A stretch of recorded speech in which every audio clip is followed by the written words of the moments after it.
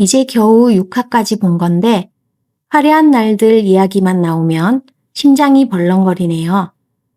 지난주 5화에서 지혁이가 은호한테 그렇게 매몰차게 굴더니 결국 결혼식장에서 망신당하고 잠수 탔다는 소식을 듣고 얼마나 속상하고 답답하셨겠어요. 저도 마찬가지예요. 특히 7화 예고편에서 은호가 지혁 선배 물건을 싹 다 내다버리는 장면을 보고 아주 사이다 마시는 기분이었죠.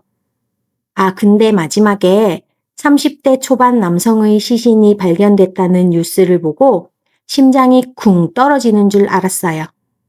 이거 그냥 넘길 이야기가 아니죠.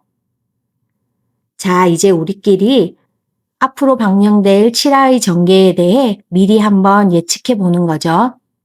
그동안 쌓아온 서사와 7화 예고편의 떡밥들을 싹 다 모아서 저만의 촉을 동원해서 한번 이야기 보따리를 풀어볼게요.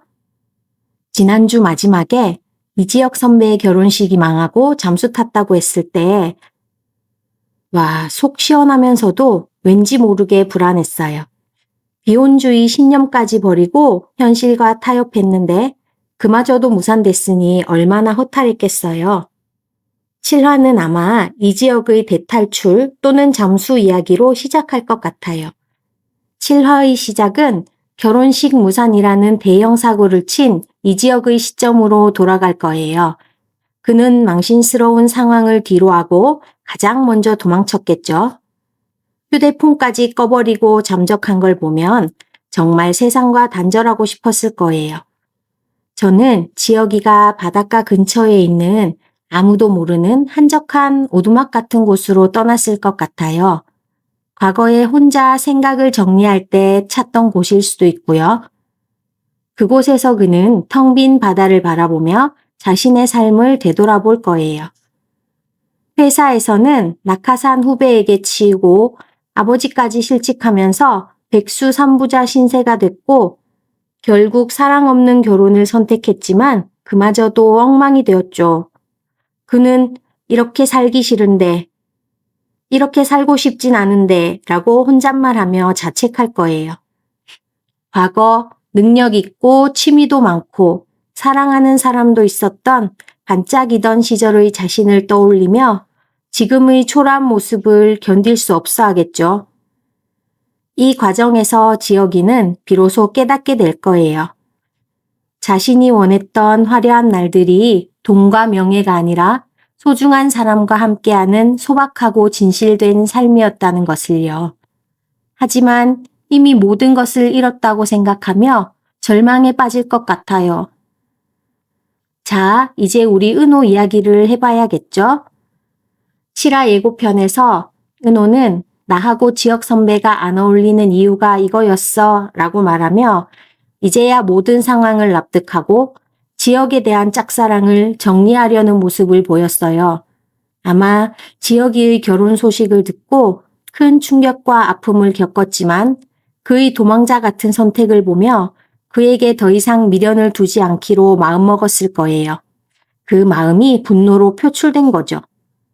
지혁이가 잠수 탄 것에 화가 난 은호는 그동안 자신이 얼마나 지혁이를 좋아했는지 보여주는 상징적인 물건들, 이를테면 함께 찍은 사진이나 선물, 추억이 담긴 물건들을 모조리 쓰레기통에 내다버릴 거예요.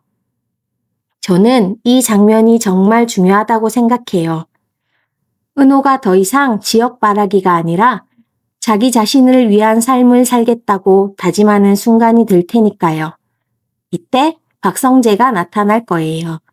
그는 지혁이 형 결혼식이 엉망이 됐다고 은호에게 말하며 지혁의 소식을 전해주고 은호의 옆에서 그녀를 위로해주겠죠.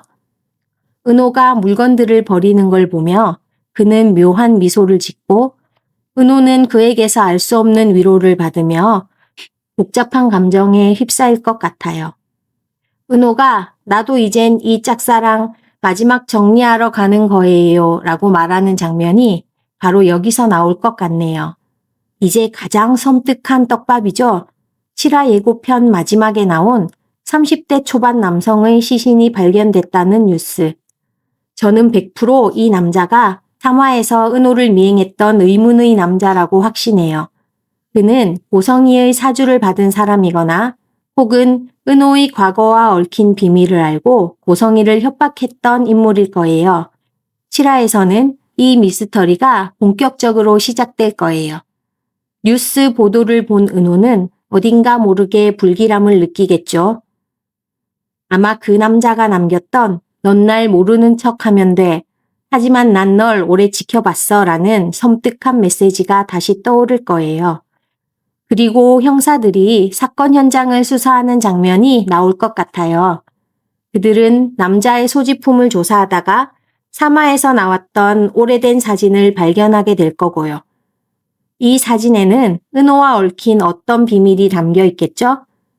이 사건은 단순히 로맨스 드라마였던 화려한 날들을 미스터리 스릴러 장르로 확장시키는 역할을 할 거예요.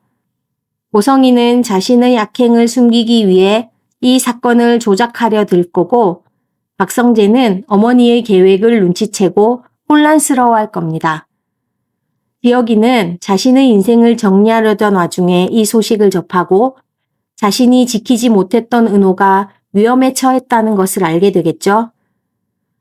지혁이의 갑작스러운 잠수는 가족들에게 엄청난 혼란을 가져다 줄 거예요. 특히 가장의 무게를 지고 있었던 아버지 이상철은 아들의 행동에 크게 충격받고 자존심이 구겨질 겁니다.